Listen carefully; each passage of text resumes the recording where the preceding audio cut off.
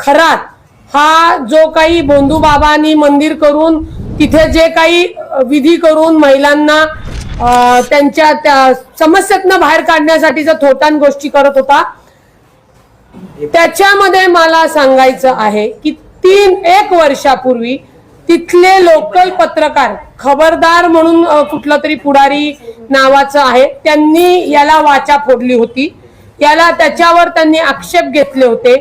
त्यावेळेला महिला आयोगाच्या अध्यक्षांनी श्रीमती चाकणकर मॅडमनी त्यांना खुलासा मागण्यात आलेला होता।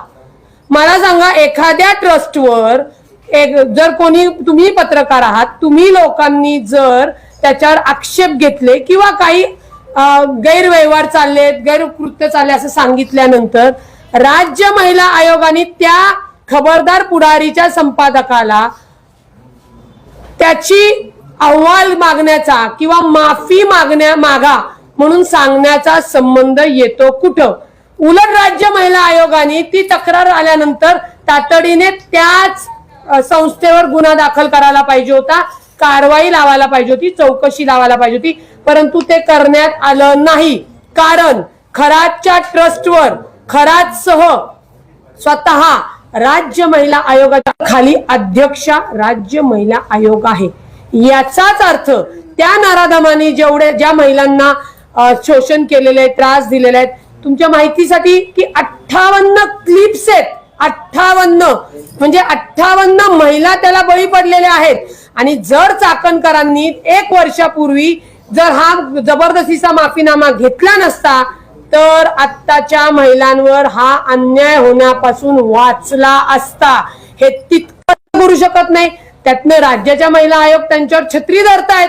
याचा अर्थ काय? राज्याच्या महिला आयोग त्यांचे पाय धुतायत। याचा अर्थ काय? कुणी कुणाचे पाय धुवायचे का कुणी छत्री धरायची हा ज्याचा त्याचा वैयक्तिक भाग असला तरी संविधानिक पदावर असलेल्या व्यक्तीला असा कोणताही अधिकार नाही। म्हणजे श्रीमती रुपाली निलेश चाकणकर यांनी त्या खराताला अभय दिलेला आहे की तू वाटेल त्या राज्य महिला आयोग महिलांच्या सक्षमीकरणासाठी, सुरक्षतेसाठी आहे। तुम्ही जर बघितलं असेल, वैष्णवी हगवणे प्रकरणात त्यांनी कोणतीही कृती केलेली नाही, कोणतीही कारवाई केलेली नाही। दुसरं, संपदा मुंडेच्या याच्यामध्ये पोलिसांच्या इन्व्हेस्टिगेशन टीम सोबत बसून त्यांनी तपासामध्ये सुद्धा बाहेर येऊन वक्तव्य करण्यात आलेली आहे। कायद्याने ते गुन्हा आहे।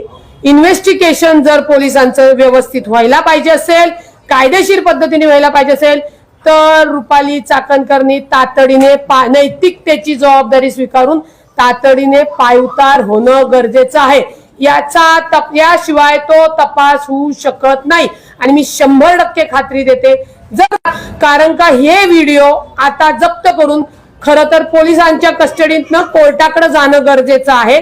त्याच्यात कोण कोण सेलिब्रिटी गेलं आम्हाला त्याच्यावर अडचण नाही, पण कोणत्या सेलिब्रिटीवर सुद्धा हा अन्याय झालेला आहे हेही समोर आलं पाहिजे।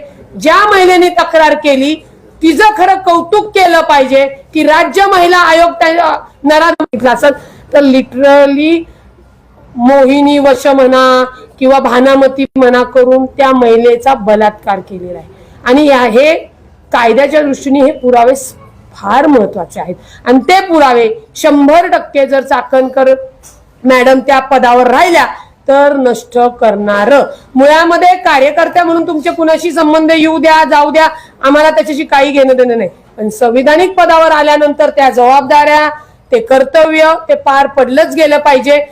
जे राज्य महिला आयोग महिलांच्या सुरक्षतेसाठी आहे, सक्षमतेसाठी, त्यांच्याकडनंच महिलांवर अन्याय अत्याचार झालेला आहे। त्या ट्रस्टवर खरा